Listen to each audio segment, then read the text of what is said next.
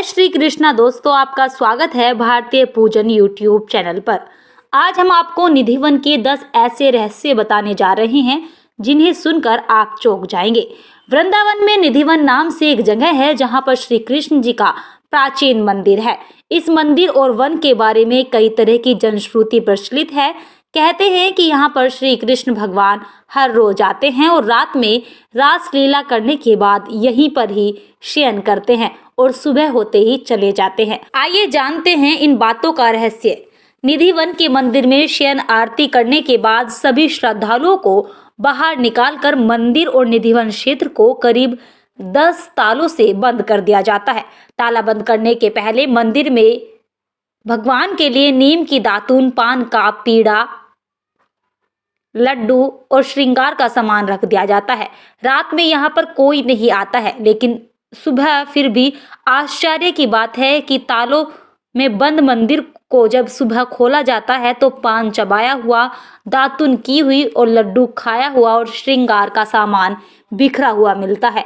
कहते हैं कि इस मंदिर के दरवाजे अपने आप ही खुलकर बंद हो जाते हैं, लेकिन किसी ने ये देखा नहीं है। हालांकि लोग इस संबंध में अपने अपने अनुभव जरूर बताते हैं। मान्यता है कि इस मंदिर को तानसेन के गुरु संत हरिदास ने अपने भजन से राधा कृष्ण के युग्म रूप को साक्षात प्रकट किया था। यहाँ श्री कृष्ण और राधा विहार करने आते हैं।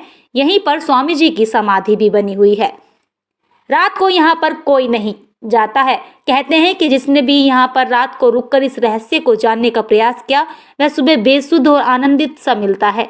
2 या 3 दिन बाद उसकी मृत्यु हो जाती है। शाम के बाद ये मंदिर बंद हो जाता है और यह भी कहा जाता है कि अगर यहाँ पर कोई छुपकर रासलीला देखता है तो वह अगले दिन पागल हो जाता है।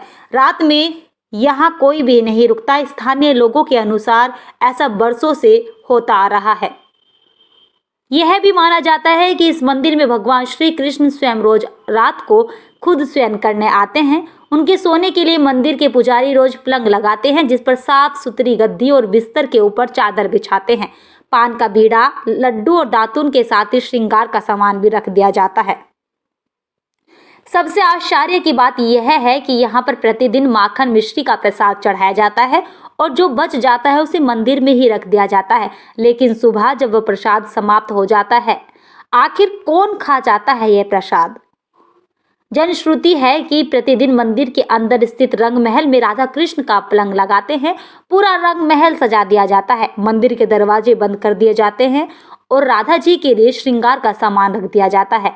मान्यता है कि रात्रि में राधा कृष्ण आकर इस सामान का उपयोग करते हैं और सुबह दरवाजा खुलते हुए देखें तो यहाँ पर सब कुछ अस्त व्यस्त मिलता है। कहते हैं कि यहाँ तुलसी के 2 पौधे एक साथ लगे हैं। रात के समय जब राधा और कृष्ण रास रचाते हैं तो यही तुलसी के पौधे गोपियां बनकर उनके साथ नाचते हैं। इन तुलसी का एक भी पत्ता यहाँ से कोई लेकर नहीं जा सकता। जिसने भी चुप चुप कर यह काम करने की कोशिश की है उस पर भारी आपदा आ जाती है। इस मंदिर के परिसर में उगने वाले पेड़ भी अजीब है। यहाँ के पेड़ की शाखाएं नीचे की ओर बढ़ती हैं। यह भी जनश्रुति है कि रात में यह सभी पेड़ गोपियां बनकर श्री राधा कृष्ण जी के साथ रास रचाते हैं।